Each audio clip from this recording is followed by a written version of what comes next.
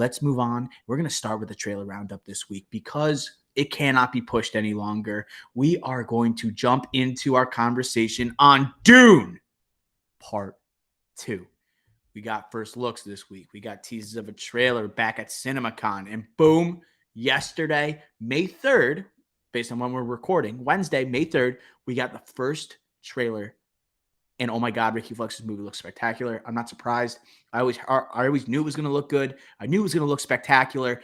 And I don't know how to describe that. I just feel so much more jacked up from seeing this cast in action compared to the first film. It's a younger, more energized cast. It feels like the score. Oh my God, when it picked up, it had like Apocalypse Now, helicopters swirling everywhere. Whatever their version of the helicopter is, or across Arrakis.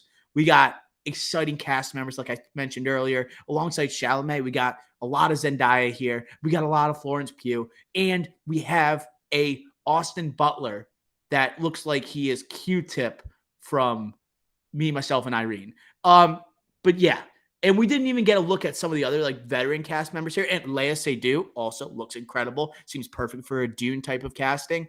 Ricky Flex, your initial reactions to Dune Part 2. It does look incredible. My first reaction, though, is that Twitter needs to work on the video quality. You know, am I crazy? It's just on my phone.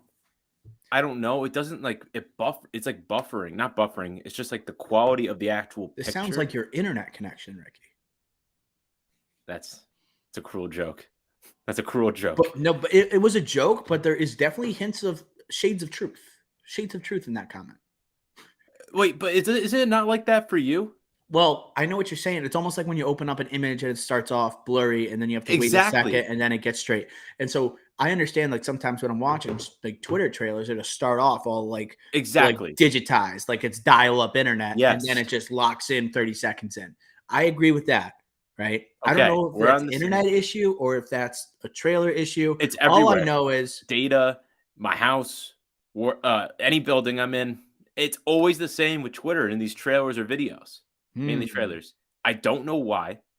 I think it's Elon. That should be his priority. Fixing this. No because check marks. Movie Twitter needs this because this movie is going to be the most beautiful movie of 2023. And to be succumbed to that BS on Twitter is ridiculous. I put this out of rage. I was away from my house when I got home, put it up on the big screen.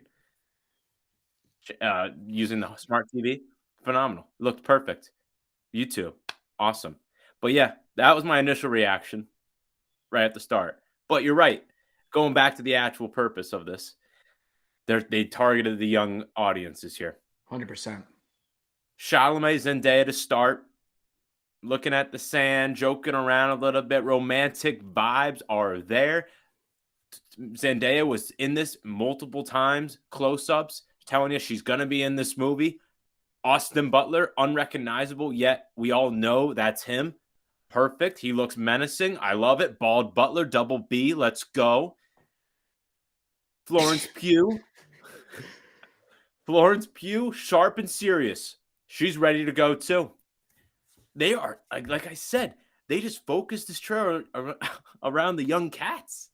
They did. The box office last year, or 2 years ago, worldwide was just under 400 million. Domestic, just over 100 million. Okay. The budget of Dune was 165 million. So that wasn't good enough. Yes, HBO Max same day release hurt it for sure. But they need this one to hit, Warner Bros. They need this one to hit. This is their movie this year. November. It's going to be right before Killers of the Flower Moon. The week before Killers of the Flower Moon, or 2 weeks before. This is really a huge movie. They showed this demographic on purpose because I know you tweeted about it. There were missing some people in this, some big people, and big people in the movie they didn't show, as in the actual, not just actors that are big, but actual characters that are going to be influential in the movie. So overall, looks beautiful once you get it on the proper screen. Bald Butler, young people. It looks amazing. I'm hyped. I'm so excited. Dune 2, Best Picture. I think it's that quad squad between Chalamet, Zendaya, Florence Pugh, and Austin Butler that people really got excited. Shout out Cousin Greg.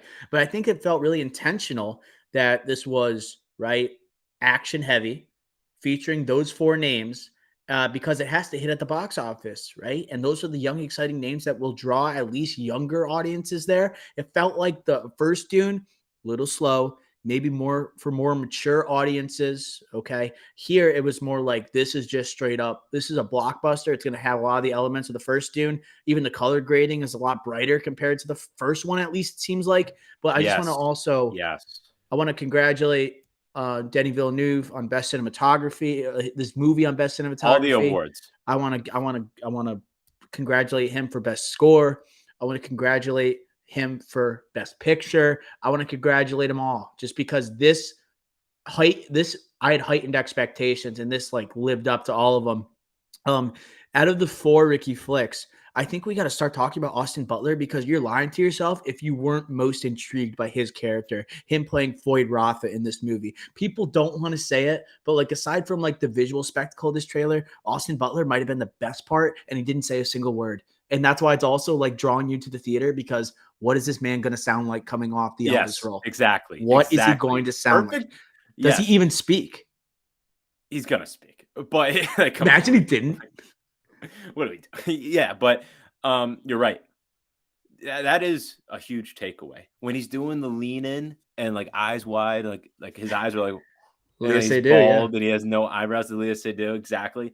That's like, oh my god, that's like I don't know. It reminded me of like the Dark Knight Heath Ledger, like when he's doing that in the beginning, and he goes Head like tilt. the head tilt. I was like, that is a villain. I'm like, that is a villain that takes over a movie. And Good, I good, was just like, good oh villain my, vibes from Butler. We've never seen yes. that before, dude. Oh my god!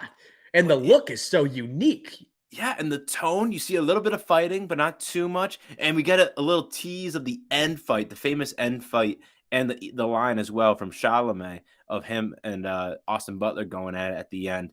And that looks like a John Wick type of sunsetting fight, one-on-one duo, John Wick 4 to be specific. So that was amazing. Butler again, like scene stealer. That's what he's gonna be. He's not gonna be a scene stealer. He's gonna be like bigger than that. Like he's not gonna be like the movie. I think Charlamagne Zendaya together will be the movie, but overall, what you're gonna be walking away from the movie, it's gonna be like walking out of the theater. You're gonna be thinking of, holy crap, Austin Butler was amazing. But it's going to provide a whole new perspective, a whole new light. And like after playing that biopic, he's going to be so like I think it's a smart move by him to play a villain. I mean, he's not going to say no to Dune, you know, but it's like for him to be a villainous perspective after like being the protagonist in Elvis and someone that everyone has beloved right throughout his well, for the most part. I don't know. Twitter sometimes can be kind of controversial or divisive, but F him. seeing like his run to being an Oscar nominated actor and seeing him at the Oscars, and all of a sudden, okay, now let's see him as a bad guy. Let's see him as someone you don't like, and let's take away his like good looks and make him ugly as possible. Like this is a good test for Austin Butler because it seems like even with as a newcomer here, supporting role, it seems like they made a point of emphasis to show a lot of him. Obviously, Sting plays Floyd Rotha in the original Dune. Obviously, not exactly a classically trained actor, right? But still very notable villain, right? From the book itself. Uh, Anything on Butler? Because I was going to move on to Zendaya. I would just say for Butler, this is great for him as well because again, like it shows he can play different characters. Yes, Once Upon a Time in Hollywood, very small Oh roles, yeah, text villainous there as a too. villain. There, You he's see that? You see I, that I'm the devil. Um, accent? but we're gonna know him as Elvis. You know, I think forever we're gonna know him as Elvis. Like it's just when you play that type of character, it's kind of unless you go on a Joaquin type of bender of a run. I think that's what you're known for, that famous biopic.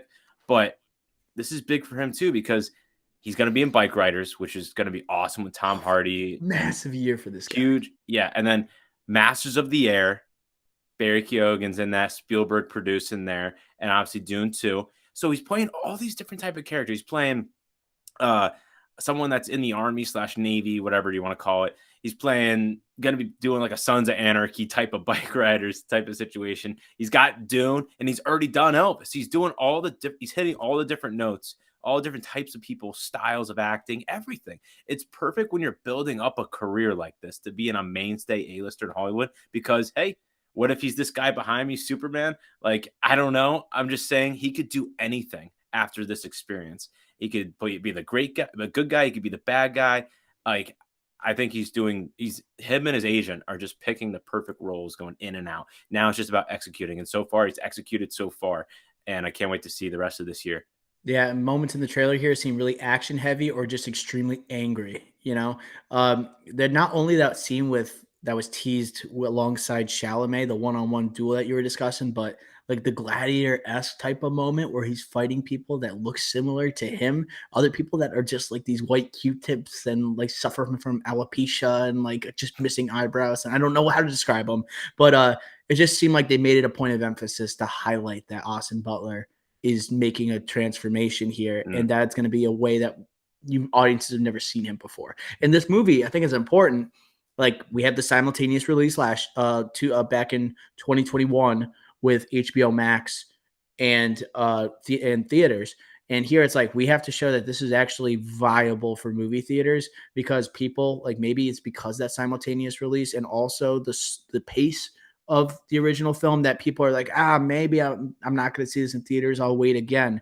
This is like trying to say, no, you got to see this on the biggest screen possible, the loudest theater experience that you could have, and it won't disappoint. I want to talk about Zendaya though. Didn't like good to see her. Like honestly, probably had more screen time in this trailer than she did in maybe the same or equivalent that she had in the original Dune. But it's good to hear her voice and not one that's just as an over broadcast with a dream that Timothy Chalamet is having his Paul Atreides. Uh, I wasn't too impressed by what I saw. I don't know if I was supposed to be.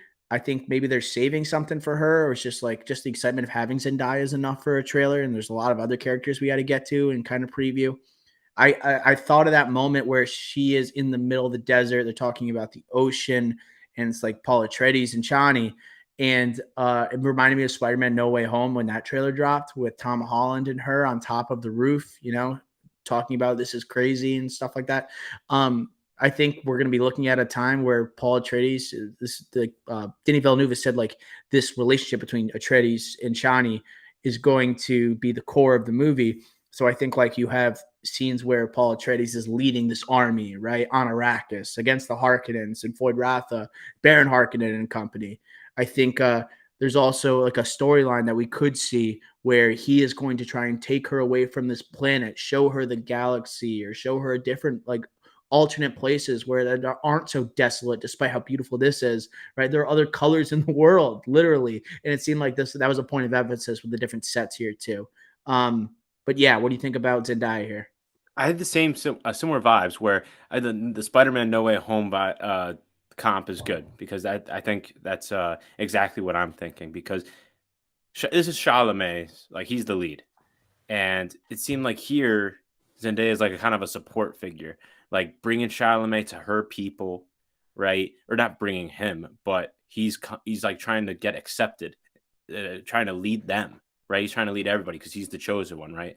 Uh, you know what I mean? So he's trying to win their approval, and Zendaya's kind of like, here's how to do it, and they have a love story through that, and that's kind of how I view her in this. Not like I don't know, Austin Butler's clearly the villain, Atreides the hero, Chalamet, and she's just this like supporting character that's supporting Chalamet through everything that he's going through.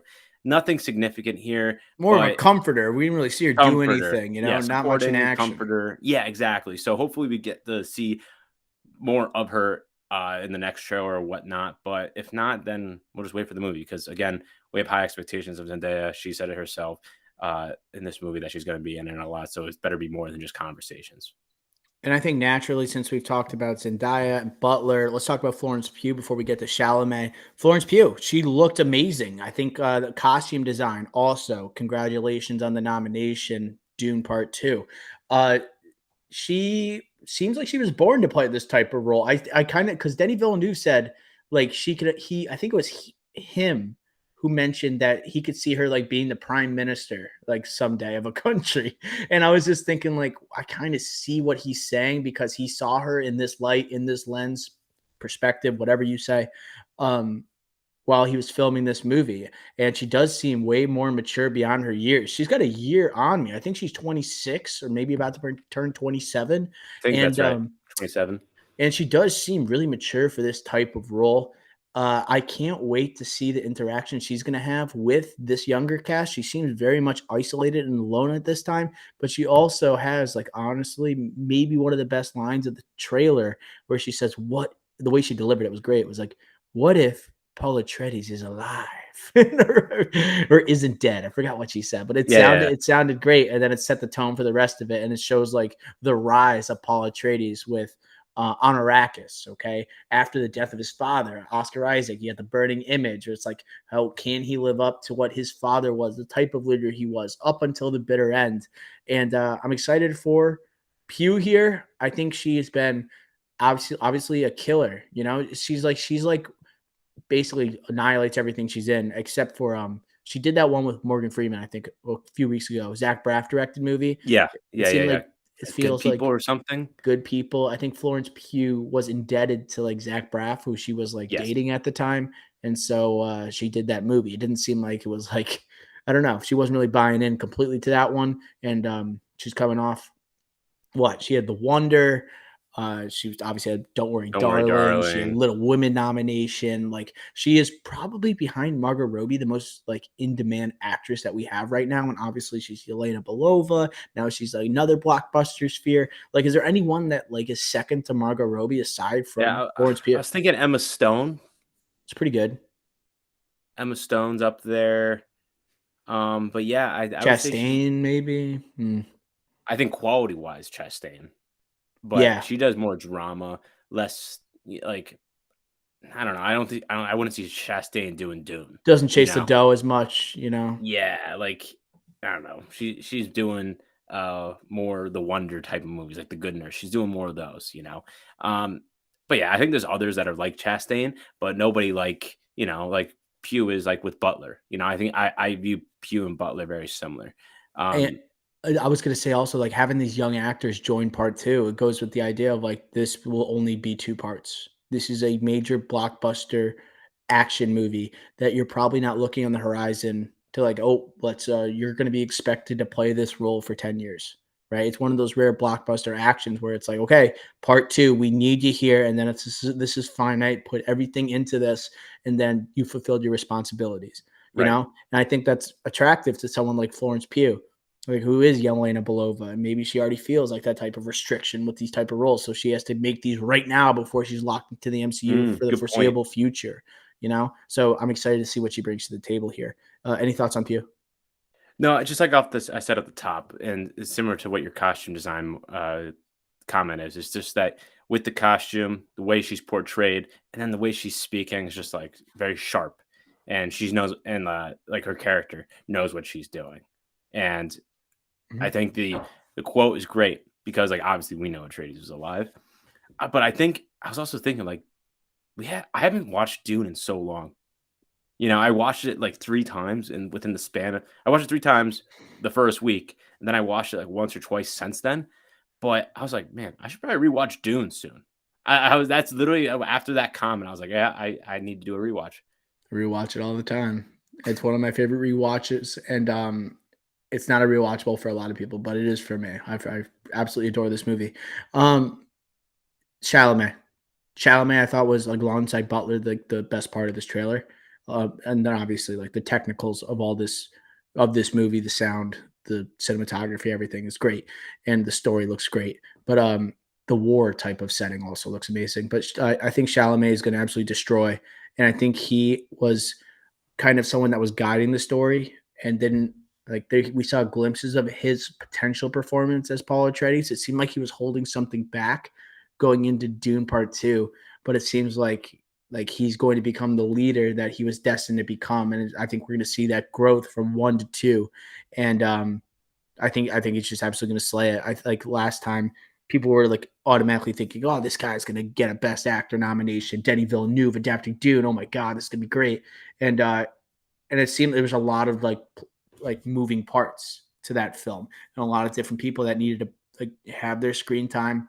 It wasn't very balanced. Dune, the initial Dune's not doesn't really care about right balancing screen time. They more care about like how direct is the story. Here, it's like we're getting like Paul Atreides like in full form. It's like Luke Skywalker in Return of the Jedi. When he's going to face like the Right. so think about May the 4th references here. But when he's going to face Darth Sidious and he's alongside Vader, I'm thinking we're just going to get full-fledged Paul Atreides, and I'm very excited for that as well.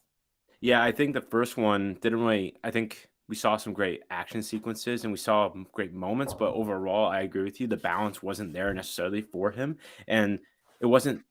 I wish it was more because I think it would bring even more hype to this movie, as you wouldn't be so reliant on the cast to be hyped for this movie. You'd be more reliant, not reliant, but you'd be more looking forward to. I want to see Paul Atreides' story, not I want to see Timothy Chalamet on the screen Mm-hmm. with Zendaya. You know, so I think this one, if we just see him full alpha, gets a rides the sandworm, which we haven't talked about yet, and then that build up to the final battle with the duel with Butler. That's what I want to see. I'm not expecting a Best Actor nom. I'm not expecting any acting noms, to be honest, from this movie. But overall, yes, you're exactly right. This is going to be Chalamet's. My Chalamet's movie. only advice to Timothy Chalamet in this movie is be direct, simple, and then have that moment on the sandworm where I he's see it. doing that. Yeah, They're really hyping that up right now, and I'm but they excited. showed it.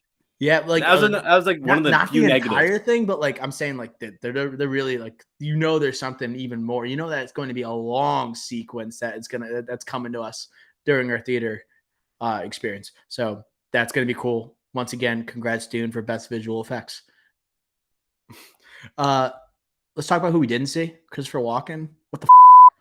Come on. Where's Christopher Walken? I've been waiting for Christopher Walken. You don't even They're give me a hiding him from still us. of Christopher Walken. But the more I thought about it, this is gonna when they show Christopher Walken, it's gonna be like me at Multiverse of Madness when John Krasinski showed up as like Mr. Fantastic. I'm just gonna be punching in the arm. I'm like, oh my god, Christopher Walken, the Emperor, let's go. But maybe it's good that we didn't see him in the trailer.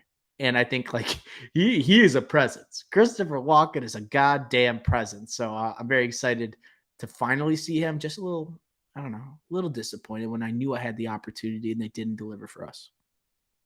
Yeah, I to be honest, that wasn't the first thought I had directly after the trailer. Well, I've been waiting. But you are right. When we do see him in whatever trailer is still that comes out, it's gonna be that punching next to you moment. Like, there he is, there he is. It's the meme where the bar goes crazy when they flash on the screen. You Yes. know, that's Yes. me. That's just a bunch of Dr. O's just like cheering on Christopher Walken. But yeah, and then like they showed like Hardet, sorry, what do you call it? Brolin had a little Brolin, Batista, A nice little second. dabble here, a couple seconds for them there. But this is all about the young cast, the young guns, and I'm happy they did that because this movie, I'm still not getting the hype that it deserves. I don't think it's getting the hype that it deserves. It Yeah. looks amazing, but at the end of the day, this is Dune. Sure, a great novel. Ages ago, like myself, I decided not to read it because I'd rather see the movie first. And I'm guessing a lot of people haven't read the book. It's not like Star Wars or a comic book movie, MCU, DC, DCEU, I guess, where you have a fan base there waiting for you, and they're gonna see this movie no matter what. And they're gonna Don't underestimate the Dune Hive, dude. A lot of people love that book, bro. 110 million, less than 110 million at the box office. I'm just saying. Simultaneous release, HBO Max. Yes, but still, with COVID. that being said, it's just not the same as a comic book movie or Star Wars, so it's just not gonna That's get why that they need the hype. young names. Exactly. So I'm glad they did that. So yes, I do want to see Christopher Walken selfishly, but overall, for the movie's sake, I'm glad they didn't, I guess is what I'm trying to say. So, Man, when they give that first look, the drive-in will be one of the first to report it. One of the first to report it. I will be notifications on. I will be getting in touch with those closest with Christopher Walken, and I need something. I need a performance that is almost like. Well, he is the father of. Is he the father of Florence Pugh? but Pew. Florence Pugh. Pew, She's pew, Princess pew. Irulan. Irulan. They didn't really say her Don't name. ask me to pronounce it. I'm not the pronunciation guy in this podcast. Okay. Well, that's Dune Part 2's trailer. Give us the next one, right? Let's fast forward these next couple months and give us Dune Part 2 due out November 3rd in theaters.